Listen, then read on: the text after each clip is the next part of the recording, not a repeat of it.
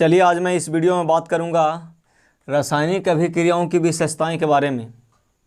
पिछले वीडियो में हमने बात किया था रासायनिक परिवर्तन, भौतिक परिवर्तन, रासायनिक अभिक्रिया किसे कहते हैं और रासायनिक अभिक्रिया के फलस्वरूप जो पदार्थ बनता है उसे प्रतिफल और रासायनिक अभिक्रिया में भाग लेने वाले पदार्थों को अभिकारक कहते हैं। इन सभी चीज़ों के बारे में हमने पिछले वीडियो में बात किया था। आज के वीडियो में हम लोग जानेंगे कि रासायनिक अभिक्रियाओं की विशेषता किसे कहते हैं और रासायनिक अभिक्रियाओं की विशेषता के बाद हम लोग जानेंगे रासायनिक समीकरण किसे कहते हैं। तो चलिए आज का वीडियो स्टार्ट करते हैं। देखिए, जैसा कि आप जानते हैं कि जब दो या दो से अधिक पदार्थ या जब कोई पदार्थ अकेले या किसी अन्य पदार्थों से अभिक्रिया करके नए विभिन्न पदार्थों का निर्माण करती है तो उसे रासायनिक अभिक्रिया कहते हैं। जब दो या दो से अधिक पदार्थ या फिर जब कोई पदार्थ अकेले या किसी अन्य पदार्थों से मिल करके नए भिन्न गुण वाला एक या अधिक पदार्थों का निर्माण करती है तो उसे क्या कहते हैं? रासायनिक अभिक्रिया। तो ये रासायनिक अभिक्रिया तो हम लोग पढ़ लिए। अब रासायनिक अभिक्रियाओं का विशेषता क्या है? जैसे कहने का मतलब है कि जब दो या दो से अधिक पदार्थ आपस में मिल करके या जब कोई अकेले टूट करके जब नए गुण वाले पदार्थ का निर्माण करती है तो उसमें विशेषता क्या होता है। यानी कहने का मतलब है कि रासायनिक अभिक्रिया जब होती है तो रासायनिक अभिक्रिया का विशेषता क्या है। तो आज हम लोग जानेंगे रासायनिक अभिक्रिया के विशेषता के बारे में। तो देखिए, रासायनिक अभिक्रिया के मुख्य रूप से 5 विशेषता होती है। रासायनिक अभिक्रियाओं के 5 विशेषता है। सबसे पहला जो है गैस की उत्पत्ति। सबसे पहला विशेषता की अगर बात किया जाए तो है गैस की उत्पत्ति। यानी कहने का मतलब है कि रासायनिक अभिक्रियाओं की मुख्य विशेषताओं में सबसे पहला जो है वो क्या है? गैस की उत्पत्ति। यानी कुछ रासायनिक अभिक्रियाएं ऐसी होती हैं जिनमें गैस उत्पन्न होती है। यानी कहने का मतलब है कुछ रासायनिक अभिक्रिया ऐसी होती हैं जिनमें क्या होता है? गैस उत्पन्न होता है।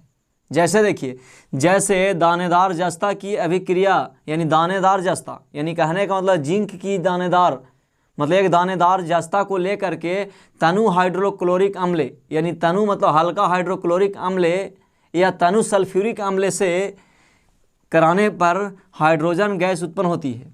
यानी कहने का मतलब है कुछ रासायनिक अभिक्रियाएं ऐसी होती हैं जिनमें गैस उत्पन्न होती है। जैसे मैं बोल रहा है क्या? जैसे दानेदार जस्ता की अभिक्रिया तनु हाइड्रोक्लोरिक अम्ल या तनु सल्फ्यूरिक अम्ल से कराने पर हाइड्रोजन गैस क्या होता है? उत्पन्न होती है। यानी यह गैस की उत्पत्ति होती है। दूसरा एग्जाम्पल है कि एक परखनाली में थोड़ा सोडियम कार्बोनेट लेकर उसमें तनु हाइड्रोक्लोरिक अम्ल डालने पर कार्बन डाइऑक्साइड गैस उत्पन्न होती है। ये हो गया। अब दूसरा जो पॉइंट है इसका नाम है अवक्षेप का बनना। यानी कहने का मतलब है कि रासायनिक अभिक्रिया की विशेषता में दूसरा विशेषता का नाम है अवक्षेप का बनना। यानी अवक्षेप एक ठोस पदार्थ होती है जो रासायनिक अभिक्रियाओं के फलस्वरूप विलयन से क्या होता है? पृथक होता है। यानी कहने का मतलब है कि अवक्षेप एक ठोस पदार्थ है जो रासायनिक अभिक्रिया के फलस्वरूप यानी रासायनिक अभिक्रिया के बाद विलयन से, विलयन मतलब घोल होता है, घोल से क्या होता है? पृथक होता है यानी अलग होता है। जैसे देखिए, जैसे सोडियम क्लोराइड के जलीय विलयन में, यानी सोडियम क्लोराइड के जलीय विलयन में यानी नमक का जलीय विलयन में सिल्वर नाइट्रेट का विलयन डालने पर, यानी सोडियम क्लोराइड के जलीय विलयन में जब हम लोग सिल्वर नाइट्रेट का विलयन डालेंगे तो वहाँ से क्या होगा? सिल्वर क्लोराइड का दही जैसा अवक्षेप पदार्थ प्राप्त होगा। यानी कहने का मतलब है कि सोडियम क्लोराइड के जलीय विलयन में हम लोग सिल्वर नाइट्रेट का जलीय विलयन डालेंगे, यानी सिल्वर नाइट्रेट का विलयन डालने पर सिल्वर क्लोराइड यानी सिल्वर क्लोराइड का जो है दही जैसा क्या बनेगा? अवक्षेप बनेगा। यानी दही जैसा एक ठोस पदार्थ बनता है। तो ये आपका दूसरा हो गया अवक्षेप का बनना। अब हम लोग चलेंगे रासायनिक अभिक्रियाओं की तीसरा विशेषता में। तीसरा विशेषता जो है रंग परिवर्तन। यानी कहने का मतलब है कि कुछ रासायनिक अभिक्रियाओं में पदार्थों के रंग भी परिवर्तन होते हैं। और इस समय में बात, जैसे कहने का मतलब है कुछ रासायनिक अभिक्रिया ऐसी भी होती हैं जिनमें क्या होता है कि अभिक्रिया के बाद पदार्थों के रंग में भी परिवर्तन होता है।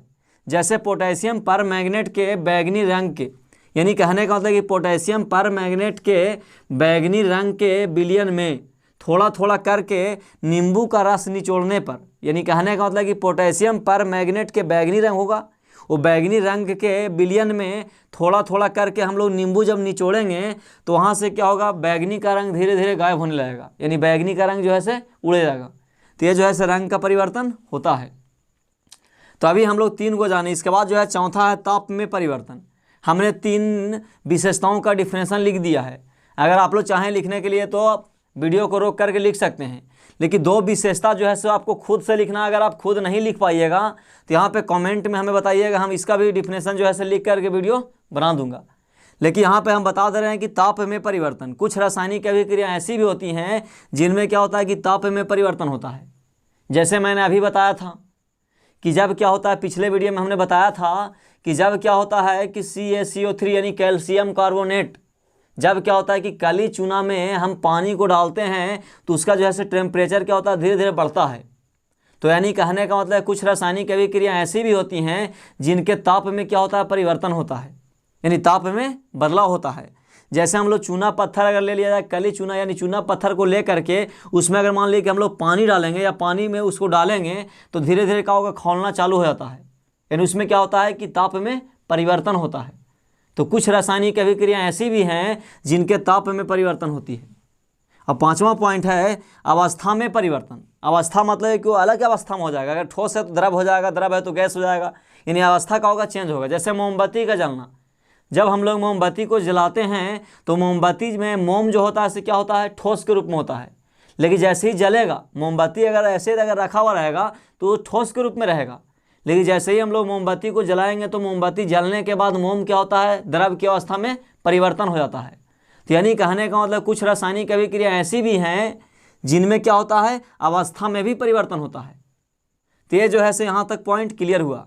यह पॉइंट आप लोगों को क्लियर हुआ कि रासायनिक अभिक्रियाओं की विशेषता, यानी रासायनिक अभिक्रिया में 5 विशेषता होती है। पहला हो गया गैस की उत्पत्ति, ये आप लोग जान गए। दूसरा हो गया आप छेप का बनना, यानी आप छेप, ठोस के रूप में आप छेप भी बनता है। और तीसरा हो गया रंग परिवर्तन, रंग भी क्या होता है, चेंज होता है, मतलब कुछ रासायनिक अभिक्रियाओं में। चौथा हो गया ताप में परिवर्तन। ताप में परिवर्तन, टेम्परेचर भी कम बेसी होता है कुछ रासायनिक अभिक्रियाओं में। और 5वां सबसे लास्ट है अवस्था में परिवर्तन, यानी कुछ रासायनिक अभिक्रिया ऐसे हैं जो ठोस के रूप में होगा तो द्रव या गैस के रूप में, यानी अवस्था में क्या होता है, चेंज हो जाता है। तो ये जो है से हम लोग रासायनिक अभिक्रियाओं की विशेषताओं के बारे में जाना। चलिए इसके बाद देखते हैं हम लोग रासायनिक समीकरण के बारे में। हमने रासायनिक अभिक्रियाओं के विशेषताओं के बारे में जाना। अब रासायनिक समीकरण किसे कहते हैं इसके बारे में जानते हैं। तो देखिए, रासायनिक समीकरण बोलेगा तो रासायनिक अभिक्रियाओं में भाग लेने वाले पदार्थों को, रासायनिक अभिक्रियाओं में भाग लेने वाले पदार्थों को संकेतों और सूत्रों की सहायता से उसका जो संक्षेप में हम लोग निरूपण करते हैं उसे ही रासायनिक समीकरण कहते हैं। रासायनिक समीकरण का मतलब होता है कि रासायनिक अभिक्रिया में भाग लेने वाले पदार्थों को, जैसे यहाँ पे रासायनिक अभिक्रिया में कौन कौन पदार्थ भाग ले रहे हैं, तो यहाँ पे हाइड्रोजन भाग ले रहा है और क्लोरीन ले रहा है। तो हम लोग जो है से यहाँ पे हिंदी में हाइड्रोजन और क्लोरीन नहीं लिखेंगे। अगर लिखना रहेगा तो लिख सकते हैं, लेकिन अगर देखा जाए तो हम लोग संकेतों और सूत्रों की सहायता से ही यहाँ पे संक्षेप में निरूपण करेंगे। हाँ, इसके अलावा अगर समझने के लिए आप हाइड्रोजन लिखना चाहते हैं, क्लोरीन लिखना चाहते हैं तो लिख सकते हैं। लेकिन जब भी रासायनिक अभिक्रियाओं में भाग लेने वाले पदार्थों को हम लोग जब उसको निरूपण करेंगे तो संक्षेप में निरूपण करेंगे, यानी उसको जब लिखेंगे तो संकेतों और सूत्रों की सहायता से ही लिखेंगे। तो रासायनिक अभिक्रिया में भाग लेने वाले पदार्थों को, रासायनिक अभिक्रियाओं में भाग लेने वाले पदार्थों को संकेतों और सूत्रों की सहायता से उसका निरूपण जो करते हैं उसे ही क्या कहते हैं, रासायनिक समीकरण कहते हैं। जैसे किसी रासायनिक अभिक्रिया में, जैसे हम बोल रहा है किसी रासायनिक अभिक्रिया में भाग लेने वाले पदार्थों को संकेतों और सूत्रों की सहायता से, यानी किसी रासायनिक अभिक्रिया में भाग लेने वाले पदार्थों को संकेतों और सूत्रों की सहायता से उस अभिक्रिया का संक्षिप्त निरूपण, यानी संक्षेप में जो निरूपण करते हैं उसे ही रासायनिक समीकरण कहते हैं। यानी रासायनिक अभिक्रिया में भाग लेने वाले पदार्थों को संकेत और सूत्र, यानी संकेतों और सूत्रों की सहायता से उस अभिक्रिया का संक्षिप्त निरूपण जो करते हैं उसे ही क्या कहते हैं, रासायनिक समीकरण कहते हैं। जैसे यहाँ पे हाइड्रोजन और क्लोरीन का क्या हो रहा है, अभिक्रिया हो रहा है।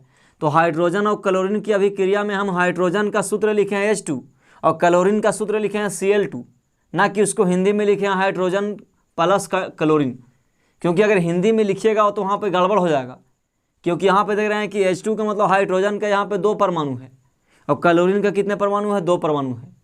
तो हिंदी में जब भी लिखेंगे तो यहाँ पे गड़बड़ हो जाएगा। इसीलिए हम लोग रासायनिक अभिक्रिया में भाग लेने वाले पदार्थों को संकेतों और सूत्रों की सहायता से ही लिखते हैं।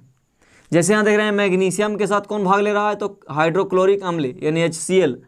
अब देख रहे हैं कि मैग्नीशियम के साथ हाइड्रोक्लोरिक अम्ल का भी क्रिया हो रहा है और इसके फलस्वरूप क्या बन रहा है, तो मैग्नीशियम क्लोराइड बन रहा है और यहाँ से हाइड्रोजन गैस निकल रहा है। तो समझ गए यहाँ तक रासायनिक समीकरण के मतलब समझ गए।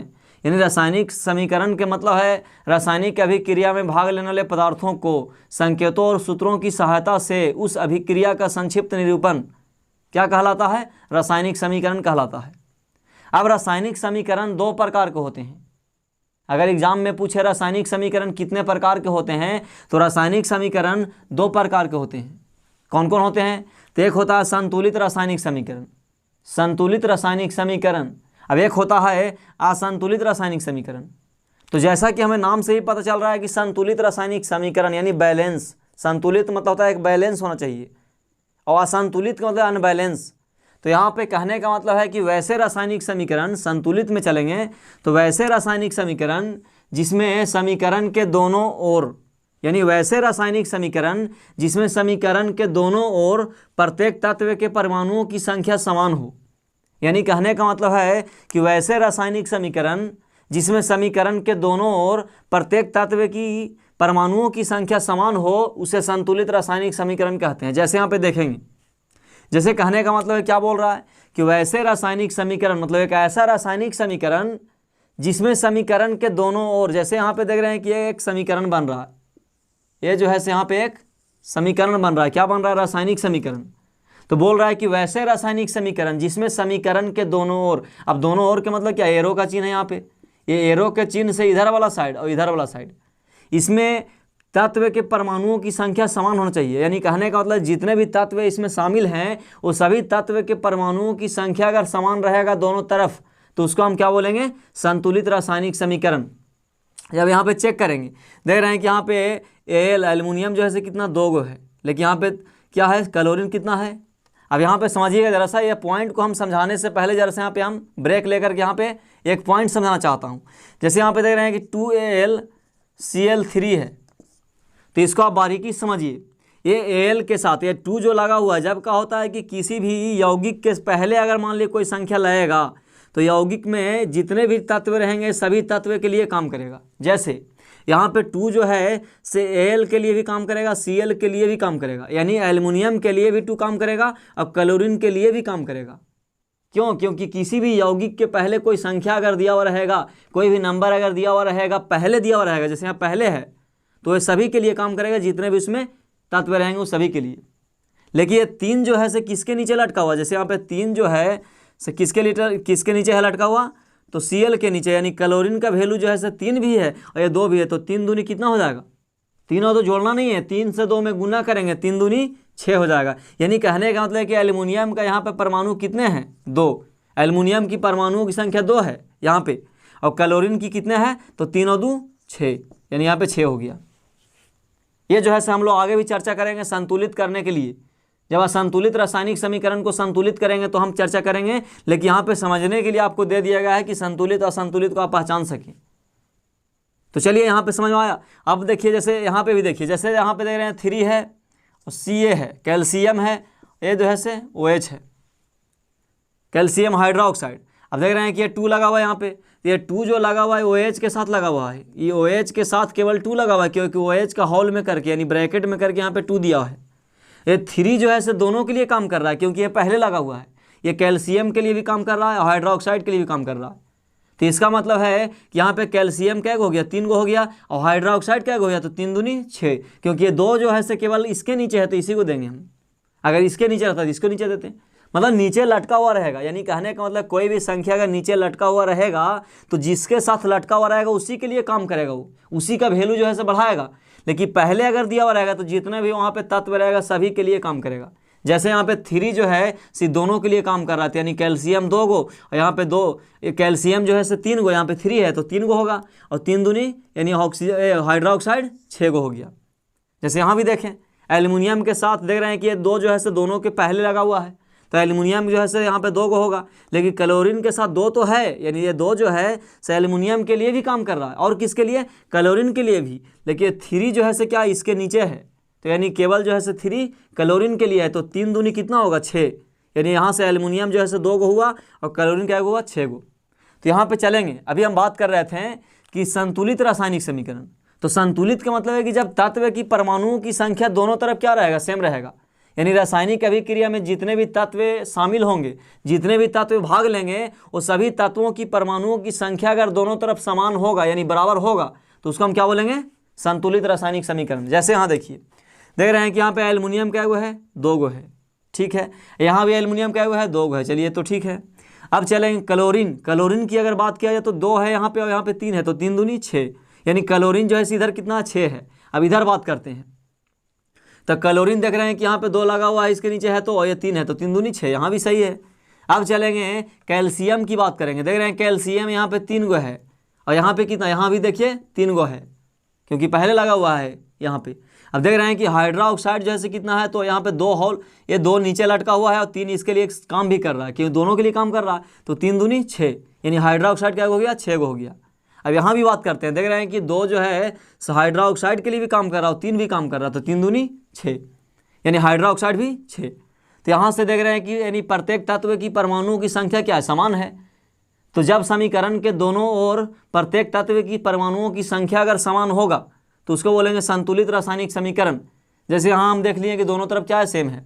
अब इसको भी ज़रा सा चेक कर लेते हैं, इसको चेक करिएगा, देख रहे हैं कि यहाँ पे फेरस यानी आयरन है, देख रहे हैं कि ये कितना है ये जो है से 3 है, यहाँ पे देख रहे हैं कि फेरस जो है से 3 है, यहाँ भी कितना है 3 है। देख रहे हैं कि यहाँ पे हाइड्रोजन कितना है, तो 4 है, यहाँ पे 2 के साथ लटका हुआ है, तो 4 दूनी 8, यानी यहाँ भी देख रहे हैं कि 4 दूनी 8 हो गया। ऑक्सीजन जो है से 4 है यहाँ पे, तो 4 ऑक्सीजन हो गया, यहाँ भी 4 है। तो यानी देख रहे हैं कि ये दोनों समीकरण में प्रत्येक तत्व की परमाणुओं की संख्या दोनों तरफ क्या है, बराबर है। तो ये क्या हो गया, संतुलित रासायनिक समीकरण। अब इसी का उल्टा असंतुलित रासायनिक समीकरण है, यानी असंतुलित रासायनिक समीकरण में क्या है कि वैसे रासायनिक समीकरण जिसमें समीकरण के दोनों ओर प्रत्येक तत्व की परमाणुओं की संख्या समान नहीं हो, उसमें समान था, इसमें समान नहीं रहेगा, बस एक दूसरे का उल्टा है। जब रासायनिक समीकरण के प्रत्येक तत्व की परमाणुओं की संख्या अगर दोनों तरफ सेम रहेगा यानी बराबर रहेगा, तो उसको क्या बोलेंगे, संतुलित, और इसको क्या बोलेंगे, नहीं रहेगा तो असंतुलित।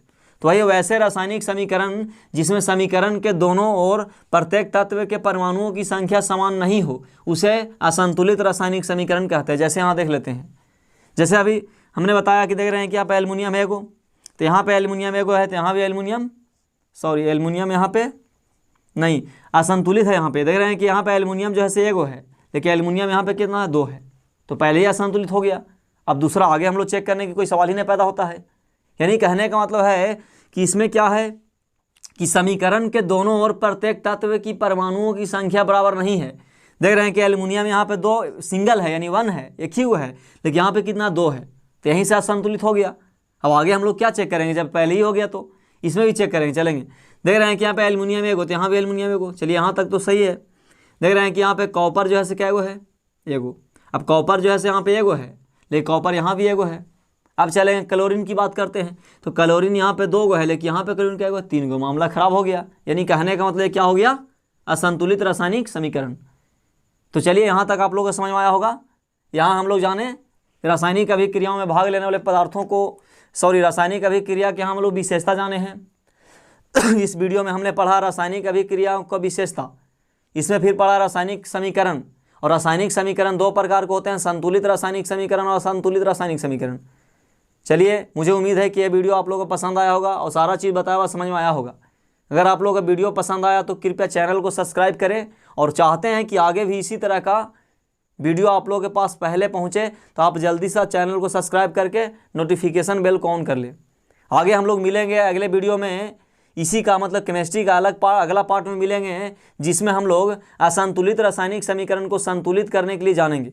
अभी हम लोग जाना कि संतुलित असंतुलित रासायनिक समीकरण को हम पहचानेंगे कैसे। तो पहचानने का यही तरीका है कि समीकरण के दोनों ओर प्रत्येक तत्व की परमाणुओं की संख्या अगर बराबर रहेगा तो उसको बोलेंगे संतुलित रासायनिक समीकरण। और तत्व के परमाणुओं की संख्या यानी समीकरण के दोनों ओर प्रत्येक तत्व की परमाणुओं की संख्या अगर बराबर नहीं रहेगा तो उसको क्या बोलेंगे? असंतुलित रासायनिक समीकरण। तो यहाँ पे संतुलित और असंतुलित रासायनिक समीकरणों को हम लोग पहचाने और ये सभी का डिफिनेशन हम लोग को पता चला। लेकिन आगे वाली वीडियो में हम लोग क्या करेंगे कि असंतुलित रासायनिक समीकरण रहेगा, यानी वहाँ पे असंतुलित रासायनिक समीकरण दिया हुआ रहेगा, उसको हम लोग संतुलित करेंगे। तो चलिए आगे वीडियो हम लोग देखेंगे असंतुलित रासायनिक समीकरण को संतुलित करने के लिए। इस वीडियो को मैं यहीं पे ख़त्म करता हूँ। धन्यवाद।